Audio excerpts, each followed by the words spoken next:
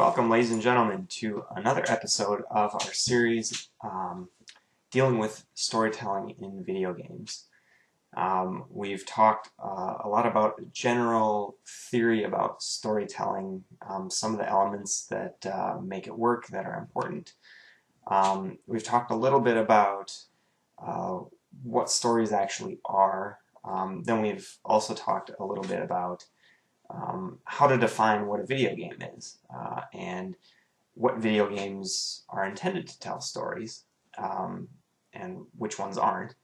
And we're heading towards getting more into a discussion of how specifically video games tell stories. But before we get there, I want to spend a little bit of time today discussing why stories are important. Why do humans tell stories to one another? What are we trying to accomplish by telling stories? If stories aren't important, then stories in video games are not important. So if we jump back to a little bit of what we discussed in the previous video, when we talked about trying to define what a story is, we talked about how stories are really creating an alternative reality in the mind of the audience. And that's the form that stories take. That's what they do. But the point of a story is to communicate something, is to exchange information with another person. And we could be communicating facts, emotions, situations, possibilities, ideas, very concrete, very abstract. We could be communicating a lot of different things. Now, we don't always have to tell a story in order to communicate things. I could say to you, 2 + 2 = 4. I've communicated real information to you, but it's not a story. It's also very simple. I could tell you that my car is red. Okay, that's another fact. That's another piece of information that I can tell you. But again, it's not a story.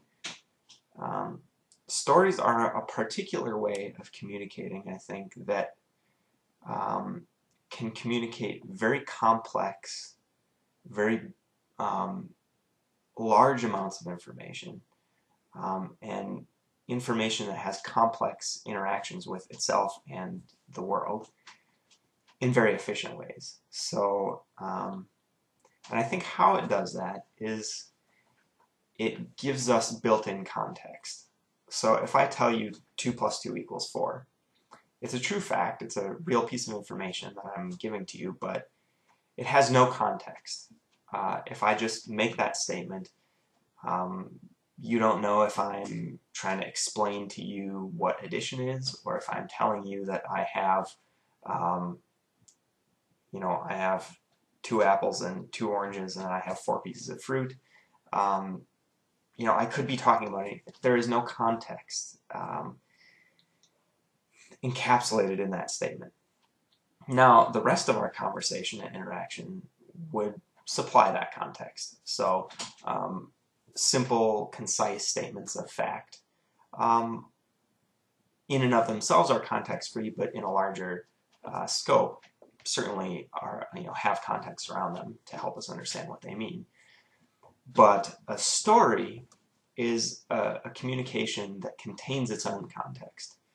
So if you think about things like, say, the parables of Jesus,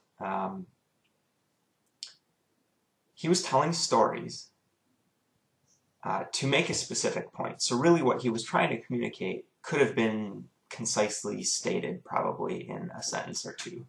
But those statements would not have carried all the context that's important for really understanding those statements and identifying with those statements. So context is a critical element of storytelling that gives it its power, I think. So when we tell a story, we can include emotional context. We can include historical, social context. We can include temporal context. Does this story happen in the past, in the future, in the present, yesterday, tomorrow, 5 minutes ago? And so stories, rather than having to write a dissertation about a topic, it gives us context that's easily accessible and efficiently done. And that's probably because human beings have brains that are extremely good at pattern recognition. And so when we hear a story, we construct this alternative reality in our mind. And of course, we are drawing on all the other alternative realities in our minds, those created by our senses, those created by other stories. And our brains recognize the patterns in all of those stories, all those mental realities that we have. And so we can simply suggest in a story. We don't have to explain every little detail. You know, if I say, start a story, I say, once upon a time, a man walked into a seedy bar. I've given you very, very little information, but you can conjure up a picture in your mind of all of this. I mean, you've already created in your mind an image of what time of day it is. Are we in a rural location or an urban location? What is our character wearing? Is he wearing a tuxedo or is he wearing a scuffed up leather jacket? Is the bar crowded? Is it empty? So you've conjured up all of these images, and if I'm a clever storyteller, I can suggest with my language a whole populated world without actually having ever to get into the details of it. And that is the power of storytelling. So it's communicating, but it's communicating in a very efficient, context-heavy way. So I think that's why stories are important. They are communication, and they are an important method of communication because they can communicate so much with so little. So we tell each other stories. You know, what is our motivation? It's to make social contact, I think, with other people, emotional contact, intellectual contact, and I think that's just a consequence of human beings being social animals. You know, we are designed to interact with each other, and we're compelled by our natures to do so, even for those of us who are relatively reclusive introverts, such as myself. So this storytelling, it has the feature of being very context-rich, which communicates efficiently. It also has the feature of having characters. You know, if I tell you 2 + 2 = 4, there's no characters in that story. So they're in that statement. There's nowhere in that statement for you to insert yourself. So the mental reality that statement creates is very one-dimensional. It's almost non-existent. But if I tell you a story, and you know, like our man at the seedy bar, I say, a man enters a seedy bar, walks into a seedy bar. Well, again, it's very simple. There's almost nothing to that story so far, but there's a character. There's this man. And that's a character that you can now, that's a person. You can put yourself in their place and see this world through their eyes. That's another really important feature about stories as communication. So I can relate to you my personal experience, which is truly cut off from everybody else. I can't let anybody else in my mind. Nobody else can see with my eyes. Nobody else has my particular, background, my childhood, my upbringing, my education, my experiences are unique, and thus, as a human being, I'm also unique. And nobody else can experience what it is to be me, except me. However, I can tell stories that allow you to enter into my experience at some level. You know, if I experience a strong emotion about something, I can write a story, tell you a story that allows you to step into my shoes and experience that emotion from my point of view. Now, the character in the story isn't always me, the author, although it is in an abstract sense. There can be many characters that you can step into and see the world from. And as a storyteller, you use those characters as tools to bring your experience to your audience. So why are stories important? They're a method of communication that is context-rich and very efficient.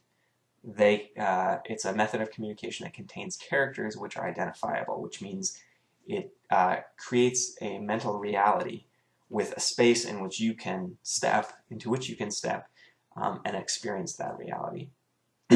So I think that's why stories are important.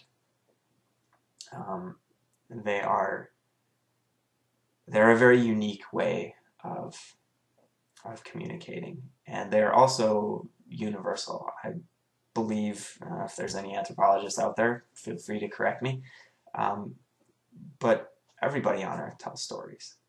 Stories are just, they're a part of humanity.